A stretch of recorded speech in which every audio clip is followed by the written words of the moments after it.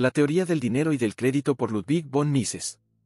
Primera parte, Naturaleza del dinero. Capítulo 2, de la medida del valor. 1. El valor de uso subjetivo no es mensurable. Aunque es corriente referirse al dinero como la medida del valor y de los precios, este concepto es totalmente falaz. Si se acepta la teoría subjetiva del valor, el problema de su medida no puede plantearse. En la antigua economía política tenía sentido la búsqueda de un principio rector de la medida del valor. Si, de acuerdo con una teoría objetiva del valor, se acepta la posibilidad de un concepto objetivo del valor de los bienes y se contempla el cambio como la entrega recíproca de bienes de valor equivalente, entonces habrá que concluir necesariamente que las operaciones de cambio deben ir precedidas por la medida de la cantidad de valor contenida en cada uno de los objetos que se intercambian, por lo que es perfectamente lógico considerar el dinero como medida del valor. Pero la teoría moderna del valor tiene un punto de partida diferente. Concibe el valor como el significado que un ser humano atribuye a las distintas unidades de un bien determinado que quiere consumir o de las que desea disponer para su mayor provecho. Toda transacción económica presupone una comparación de valores. Pero la necesidad de tal comparación, tanto como su posibilidad, se debe solamente a la circunstancia de que la persona que quiere cambiar tiene que escoger entre varios bienes. No importa si se tiene que escoger entre un bien que posee y otro que está en posesión de otro sujeto y por el cual podría cambiarlo, o entre los usos diferentes a que puede destinar una determinada cantidad de medios de producción. En una economía individual cerrada, en la que, como en la isla desierta de Robinson Crusoe, no se compra ni se vende, se originan sin embargo necesariamente ciertos cambios en las existencias de bienes de órdenes superiores o inferiores siempre que algo se produce o se consume, y estos cambios tienen que basarse en la valoración de si sus rendimientos exceden a los gastos que entrañan. El proceso de valoración sigue siendo fundamentalmente el mismo, ya se trate de transformar el trabajo y la harina en pan en el horno doméstico, o bien de cambiar pan por vestidos en el mercado. Desde el punto de vista de la persona que hace la valoración, el cálculo de si un cierto acto de producción justifica un cierto gasto de bienes y trabajo es exactamente el mismo que la comparación de los valores de las mercancías que se desea dar a cambio y los valores de las que se quiere adquirir, valoración que debe preceder a la transacción. Por esto se ha dicho con razón que todo acto económico puede considerarse como un acto de cambio. Los actos de valoración no son susceptibles de medida alguna. Es cierto que cualquiera puede decir si un trozo de pan le parece preferible a un trozo de hierro o menos valioso que un trozo de carne. Y, por consiguiente, es cierto que todos pueden elaborar una inmensa lista de valores comparativos, lista que serviría solo para un tiempo dado, ya que está ligada a una determinada combinación de necesidades y bienes. Si cambian las circunstancias del individuo, también cambiará su escala de valores. Pero la valoración subjetiva, que es el eje de toda actividad económica, tan solo coloca los bienes según su orden de importancia, pero no mide esta importancia. Y la actividad económica no tiene otra base que las escalas de valor así construidas por los individuos. Se producirá el cambio cuando dos mercancías ocupen rangos diferentes en las escalas de valores de dos personas distintas. En el mercado continuarán los cambios mientras no se alcance aquel punto en que cada una de las partes tuviera que entregar un bien que en su escala de valores supera al que habría de recibir a cambio.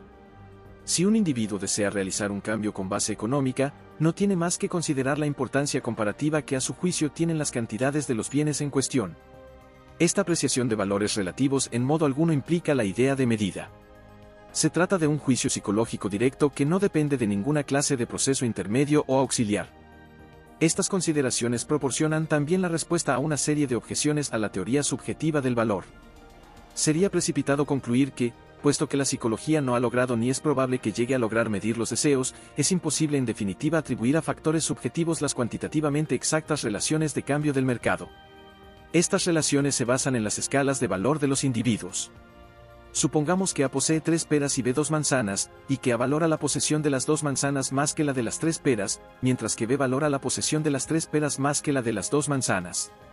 Sobre la base de estas valoraciones puede surgir un intercambio en el que se den 3 peras por 2 manzanas. Es evidente que la determinación de la numéricamente precisa relación de cambio 2-3, tomando cada fruta como unidad, no presupone que A y B sepan exactamente en cuanto excede la satisfacción prometida por la posesión de las cantidades que se adquieren por el cambio a la satisfacción prometida por la posesión de las cantidades que se entregan.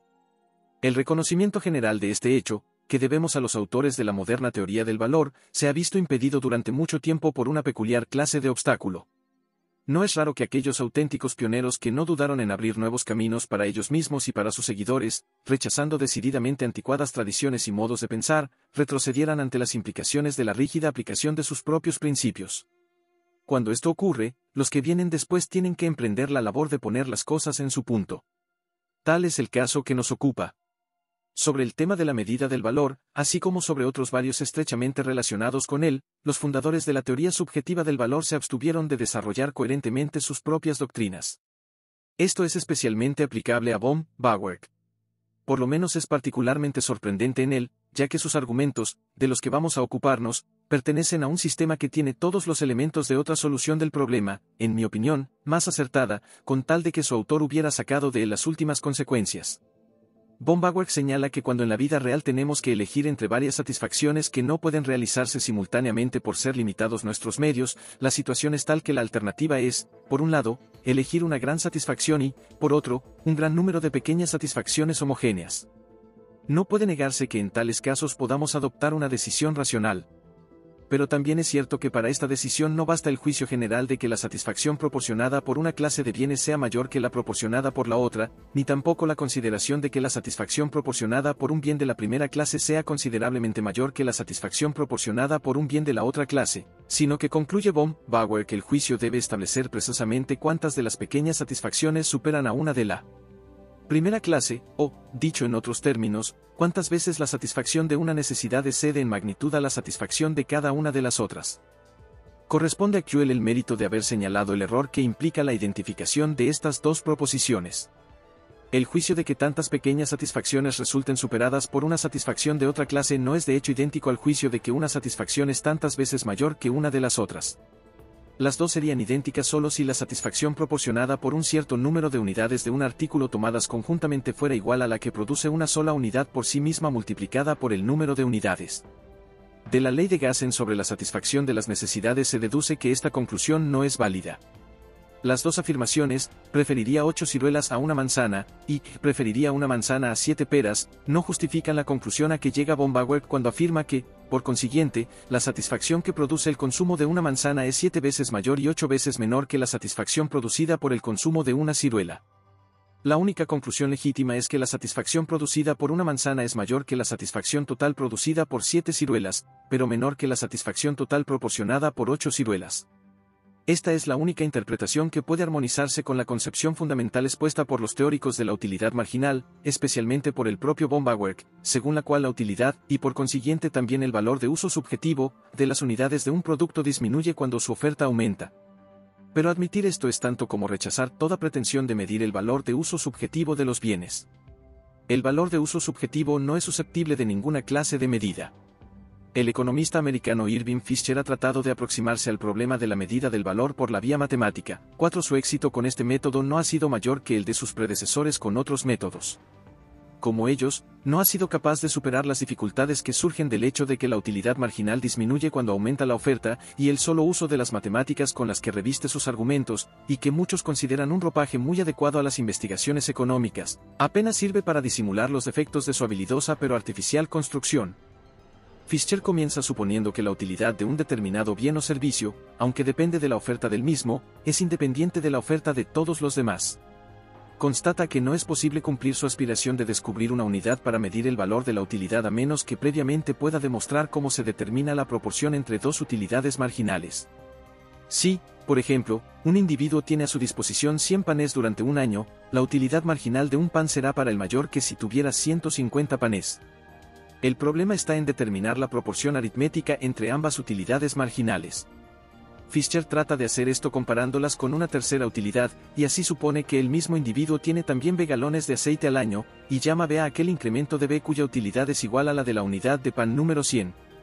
En el segundo caso, cuando disponía no de 100 sino de 150 panes, se supone que la cantidad de B no cambia. Entonces la utilidad del pan 150 será igual, pongamos, a la utilidad de B barra diagonal 2. Hasta aquí podemos estar de acuerdo con Fisher, pero en este punto da un salto que elude limpiamente todas las dificultades del problema. Es decir, Fisher continúa, como si afirmara algo totalmente evidente, por tanto, la utilidad del pan 150 equivale a la mitad de la utilidad del 100. Sin mayores explicaciones, sigue apaciblemente ocupándose de un problema cuya solución, si se acepta como buena la proposición anterior, no implica ulteriores dificultades, y así acaba deduciendo una unidad que él llama un útil. no parece que se haya percatado de que con la singular frase que acabamos de citar echa por tierra toda la teoría de la utilidad marginal y se opone a todas las doctrinas fundamentales de la economía moderna. Pues es evidente que su conclusión es legítima solamente si la utilidad de B es igual a 2 veces la utilidad de B barra diagonal 2. Pero si realmente fuera así, el problema de determinar la proporción entre dos utilidades marginales podría haberse resuelto de una manera más expedita, y su largo proceso deductivo no habría sido necesario. Con la misma razón con que afirma que la utilidad de B es igual a 2 veces la utilidad de B barra diagonal 2 podía haber afirmado sin más que la utilidad del pan 150 es 2/3 la del 100. Fischer imagina una existencia de B galones que es divisible en n pequeñas cantidades B, o 2n pequeñas cantidades B barra diagonal 2. Supone que un individuo que tiene a su disposición la cantidad B considera el valor de una unidad del artículo X igual al de B y el valor de otra unidad de un bien igual al de B barra diagonal 2. Supone también que en ambas valoraciones, es decir al equiparar el valor X con el de B, y el de Y con el de B barra diagonal 2, el individuo que las realice tiene la misma cantidad B de galones a su disposición. Evidentemente, piensa que de aquí se puede concluir que la utilidad de B es 2 veces mayor que la utilidad de B barra diagonal 2. El error es evidente. El individuo en un caso se enfrenta con la elección entre X, el valor del pan 100, y B igual a 2B barra diagonal 2. Juzga imposible decidir entre ambos, es decir, los valora igualmente. En el segundo caso tiene que elegir entre el valor del pan 150 y B barra diagonal 2, y también aquí ve que ambas alternativas tienen idéntico valor. Surge entonces la cuestión de cuál es la proporción entre la utilidad marginal de Y y la de B barra diagonal 2, y esto solo puede determinarse preguntándonos qué proporción existe entre la utilidad marginal de la enésima parte de una cantidad dada y la de la 2n partes de la misma cantidad, entre la de B barra diagonal 2 y la de B 2n. A tal fin supongamos que B se divide en 2n porciones de B barra diagonal 2n. Entonces la utilidad marginal de las 2n, L, porciones mayor que la de la porción 2n. Si ahora imaginamos la misma cantidad B dividida en n porciones, claramente se deduce que la utilidad marginal de la enésima porción es igual a la de la porción 2n, L, más la de la porción 2n del caso anterior. No es 2 veces mayor que la de la porción 2n, sino más de 2 veces. De hecho, incluso con la misma cantidad, la utilidad marginal de las diversas unidades tomadas conjuntamente no es igual a la utilidad marginal de una unidad multiplicada por el número de unidades, sino necesariamente mayor que este producto. El valor de 2 unidades es mayor, pero no 2 veces mayor, que el valor de una unidad. Tal vez Fischer crea que se puede llegar a esta conclusión si se supone que B y B barra diagonal 2 son cantidades tan pequeñas que su utilidad puede considerarse infinitesimal. Si esta es realmente su opinión, entonces debe objetársele ante todo que la concepción peculiarmente matemática de las cantidades infinitesimales es inaplicable a los problemas económicos. La utilidad aportada por una cierta cantidad de bienes o es lo bastante grande para ser valorada, o tan pequeña que resulta imperceptible para valorarla y no puede afectar a su juicio. Pero aun concediendo que pueda aplicarse la concepción de las cantidades infinitesimales, el argumento seguiría siendo válido, ya que es a todas luces imposible encontrar la proporción entre dos utilidades marginales finitas comparándolas con dos utilidades marginales infinitesimales. Finalmente, debemos dedicar unas pocas palabras al intento de Schumpeter de establecer como unidad la satisfacción que resulta del consumo de una cierta cantidad de bienes y expresar las demás satisfacciones como múltiplos de esta unidad. Los juicios de valor sobre este principio deberían formularse así: la satisfacción que puedo obtener del consumo de una cierta cantidad de bienes es 1000 veces mayor que la que obtengo del consumo de una manzana diaria, o, por esta cantidad de bienes daría como máximo 1000 veces esta manzana. ¿Hay realmente sobre la Tierra alguien capaz de imaginar tal cosa o emitir tales juicios? ¿Hay alguna clase de actividad económica que realmente dependa de la adopción de tales decisiones? Evidentemente, Schumpeter cae en el mismo error de partir del supuesto de que necesitamos una medida del valor para poder comparar una cantidad de valor con otra. Pero la valoración no consiste en modo alguno en comparar dos cantidades de valor, sino únicamente en comparar la importancia de dos necesidades diferentes. El juicio, el bien A vale más para mí que el bien B, no presupone una medida de valor económico más de lo que el juicio, A es más querido para mí, lo estimo en más alto grado, que B, presupone una medida de la amistad. 2. El valor total. Si es imposible medir el valor de uso subjetivo, se sigue que también será imposible asignarle una cantidad. Se puede afirmar que el valor de un cierto artículo es mayor que el de otro, pero no podemos decir, este artículo vale tanto. Semejante manera de hablar implica necesariamente una determinada unidad. Equivale a establecer cuántas veces una determinada unidad está contenida en la cantidad que se quiere definir. Ahora bien, este tipo de cálculo es totalmente inaplicable al proceso de evaluación. La aplicación consecuente de estos principios implica también una crítica de las opiniones de Schumpeter sobre el valor total de una existencia de bienes. Según Weiser, el valor total de una existencia de bienes resulta de multiplicar el número de elementos o porciones que lo constituyen por su utilidad marginal en un momento dado. Es un argumento insostenible, pues demostraría que la existencia total de un bien libre no valdría nada. Por eso Schumpeter sugiere una fórmula distinta según la cual cada porción se multiplica por un índice correspondiente a su posición en la escala del valor, que, por lo demás, es totalmente arbitraria, y estos productos se reúnen o integran. Este intento de solución, como el anterior, tiene el defecto de proponer que se puede medir la utilidad marginal y la intensidad del valor. El hecho de que sea imposible tal medida desautoriza por igual a ambas sugerencias. La solución del problema habrá que buscarla por otra vía. El valor es siempre el resultado de un proceso de valoración. Dicho proceso compara la importancia de dos conjuntos de bienes desde el punto de vista del sujeto que valora. La persona que valora y los conjuntos de bienes valorados, es decir, el sujeto y los objetos de la valoración, integran como elementos indivisibles todo proceso de valoración. Lo que no quiere decir que sean indivisibles en otros aspectos, ya física o económicamente. El sujeto de un acto de valoración puede ser igualmente un grupo de personas, un estado, sociedad o familia, en la medida en que actúa en este particular caso como una unidad, a través de un representante. Y los objetos así valorados pueden ser conjuntos de distintas unidades de mercancías en cuanto se tratan en este particular caso como un todo. Nada impide que un objeto o sujeto sea una única unidad en lo que respecta a una determinada valoración aun cuando en otro aspecto sus partes componentes sean totalmente independientes unas de otras. Los mismos hombres que actuando conjuntamente a través de un representante como único actor, como un Estado, formulan un juicio sobre los valores relativos de un barco de guerra y un hospital, pueden actuar como sujetos de valoración independientes en relación con otras mercancías, tales como cigarros y periódicos. Y lo propio sucede con las mercancías. La teoría moderna del valor se basa en el hecho de que no es la importancia abstracta de las distintas clases de necesidades lo que determina las escalas de valores, sino la intensidad de específicos deseos. Partiendo de aquí, la ley de la utilidad marginal se desarrolló de tal suerte que primeramente se refirió al caso ordinario en que los conjuntos de bienes son divisibles. Pero existen también casos en que hay que evaluar la existencia total como tal. Supongamos que un individuo económicamente aislado posee 2 vacas y 3 caballos y que una parte importante de su escala de valores, poniendo lo más valorado en primer lugar, es la siguiente: 1, una vaca; 2, un caballo; 3, un caballo; 4, un caballo; 5, una vaca. Si este individuo tiene que escoger entre una vaca y un caballo, se quedará con el caballo antes que con la vaca. Si las fieras atacaran a uno de sus caballos y una de sus vacas, y no pudiera salvar los dos, trataría de salvar al caballo. Pero si todo el conjunto de su ganado está en peligro, su decisión sería diferente.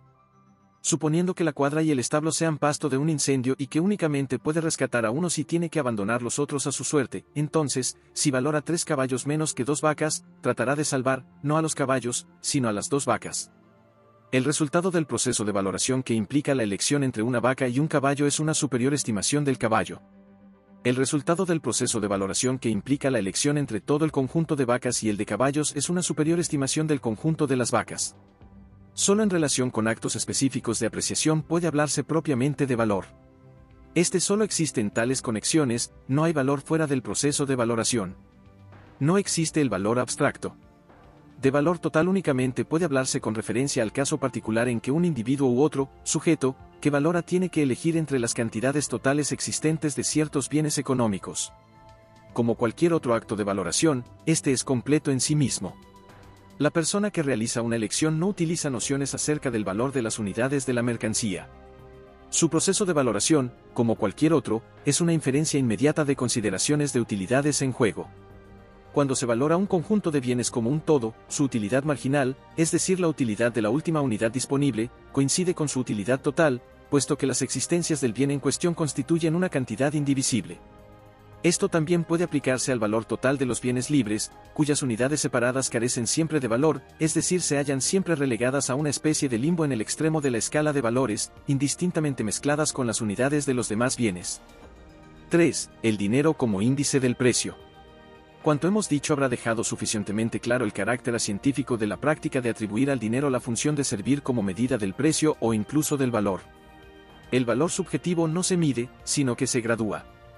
El problema de medir los valores de uso objetivos no es en absoluto un problema económico. Debe observarse de paso que la medida de eficiencia no es posible respecto a todas y cada una de las especies de mercancías y a lo sumo puede aplicarse solo a determinadas especies, mientras que toda posibilidad, no ya de medida, sino incluso de mera comparación gradual, se desvanece tan pronto como intentamos establecer bien la relación entre dos o más clases de utilidad.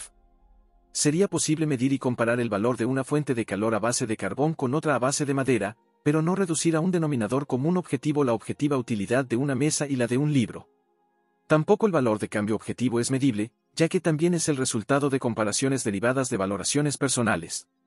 El valor de cambio objetivo de una cierta unidad de una determinada mercancía puede expresarse en unidades de cualquier otra clase de mercancía. Actualmente el cambio suele realizarse por medio del dinero, y puesto que todo bien tiene un precio expresable en dinero, el valor de cambio de cada uno de ellos puede expresarse en términos de dinero. Esta posibilidad capacitó al dinero para convertirse en medio para expresar los valores cuando la creciente elaboración de la escala de valores resultante del desarrollo del intercambio hizo necesaria una revisión de la técnica de valoración. Es decir, las oportunidades para cambiar inducen al individuo a reordenar sus escalas de valores. Una persona en cuya escala de valores la mercancía tonel de vino, siga a la mercancía saco de trigo, invertirá el orden si puede cambiar un barril de vino en el mercado por un artículo que él estima en más alto grado que un saco de trigo. La posición de los bienes en las escalas de valor de los individuos no se determina solamente por su propio valor de uso subjetivo, sino también por el valor subjetivo de uso de los bienes que pueden obtenerse a cambio de ellos, siempre que los segundos tengan una estimación superior que los primeros desde el punto de vista del individuo. Así, pues, si el individuo desea obtener el máximo de utilidad de sus propios recursos, tendrá que familiarizarse con todos los precios de mercado. Para ello, sin embargo, necesita alguna ayuda que le permita encontrar su camino entre la confusa multiplicidad de las relaciones de cambio. El dinero, medio común de cambio, que puede canjearse por cualquier otro artículo y con el cual se puede obtener cualquier bien, está particularmente indicado para ello. Sería absolutamente imposible para el individuo, aunque fuera un experto en materias comerciales, seguir cualquier cambio de las condiciones del mercado y realizar las correspondientes modificaciones en su escala de valores de uso y de cambio, a menos que disponga de un denominador común al cual pueda reducir cada relación de cambio. Puesto que el mercado permite que cualquier producto pueda ser cambiado en dinero y a su vez, en cualquier otro bien, el valor de cambio objetivo se expresa en términos de dinero. Por lo que se convierte en índice del precio, en frase de Menger. Toda la estructura de los cálculos del empresario y del consumidor se basa en el proceso de valorar las mercancías en dinero. El dinero se ha convertido así en una ayuda de la que la mente humana no puede prescindir en sus cálculos económicos. 9. Si en este sentido queremos atribuir al dinero la función de ser medida de los precios, no hay ninguna razón que se oponga a ello. Sin embargo, es preferible evitar el uso de un término que tan fácilmente puede prestarse a malas interpretaciones. En todo caso, el uso de esta expresión no resulta acertado, de la misma manera que no solemos describir la determinación de la latitud y la longitud como una función de las estrellas.